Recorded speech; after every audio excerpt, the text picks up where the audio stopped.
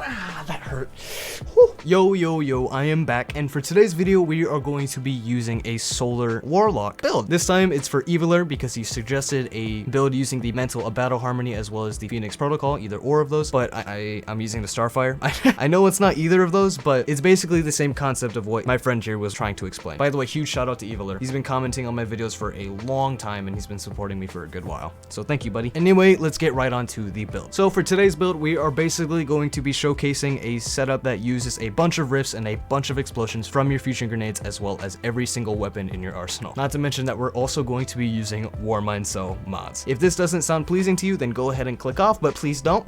Go ahead and see the whole thing through. I'd really appreciate it, and let's get right into it. So first things first, the subclass as well as the exotic. What the Starfire protocol does, first and foremost, fusion grenades have an additional charge and recharge from empowered weapon damage. Fusion grenade kills grant rift energy. One fusion grenade kill will grant an entire rift back, and any sort of empowering from your subclass will give you chances to recharge your grenade. Examples of that are our empowering rift, which increases our weapon damage, guiding flame, which increases our weapon damage, as well as of course our well of radiance, which increases our weapon damage significantly. All three aspects of this setup will help us in turn get us our grenade energy back. Now, first thing that I want to go over is the mods, then I'll go over the weapons, and then I will end the video off with the stats, because I want to save that for last because they're absolutely horrid.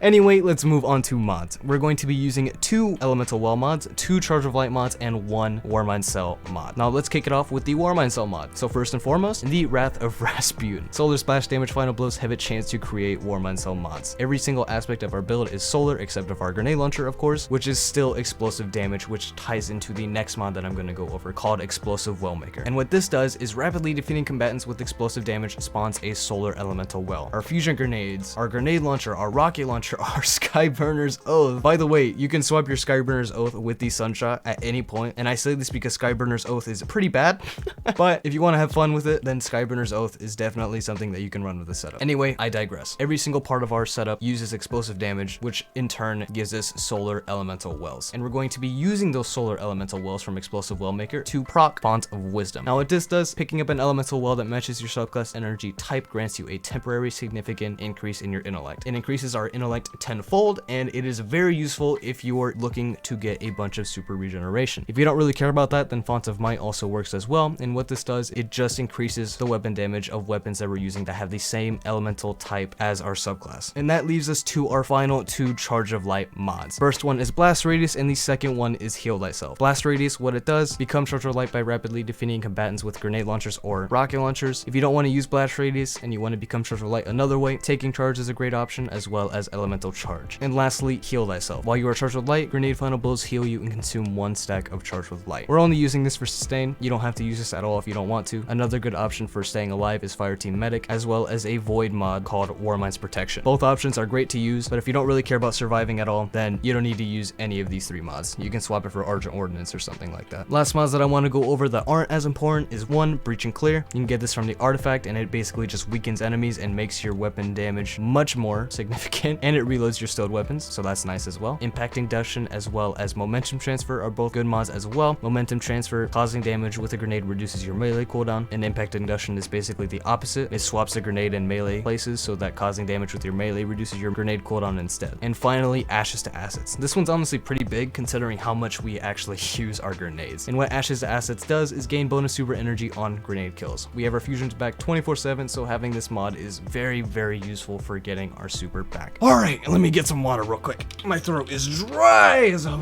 Next up, the weapons. Basically, a bunch of explosive stuff to take full advantage of Explosive Wellmaker. This is our ignition code, has slide shot, 1 for all, very nice roll, I love it, but any ignition code really works. If you don't want to use a grenade launcher in your primary slot, and you don't want to use the Sunshot or the Skyburner's Oath, then another grenade launcher to use that's very good as well is the Empty Vessel. It's a solar grenade launcher, so it would work very well with Explosive Wellmaker, as well as Font of Might if you want to run that instead of Font of Wisdom. Next up are Skyburners and Sunshot. I'm just using the Skyburners because I wanted to mix things up. It's not really good at all, so if you want to use something that's more consistent in damage and add clear, then the Sunshot is definitely the way to go. And finally, our rocket launcher. Here's the roll, and here's our other roll on our code Dwello. Both rocket rockets work very well, so if you're unable to get the Vault of Glass rocket launcher, then go for the Cloudoa. Both of them are very good, and both of them can get lasting impression as well, which is a very, very good roll on a weapon, especially if you're using breach and clear. All right, finally, the stats. For our stats, we have 100 discipline, and that's pretty much the only thing that's worth noting about my stats. 100 discipline makes our grenade returns that much better for our Starfire protocol when dealing damage with empowered weapon damage. But if you don't want to run discipline, then having some recovery, resilience, as well as strength wouldn't be bad either, just so you can get some more empowering aspects within your setup. Upgrading your strength will help you use guiding flame more, and upgrading your recovery will help you get your empowering back that much faster. All right, that is going to be it. I'm losing my voice, my throat hurts, so I'm just gonna dip out of here. Next video will most likely be a Titan one, although it could be a Hunter one. I'm not really sure. Things change very easily. It honestly just depends on what I'm feeling and what I want to use in Destiny. I get bored a lot, so I need to mix things up. All right, that being said, I'll see you guys in the next one, and hopefully this video wasn't too boring. Peace.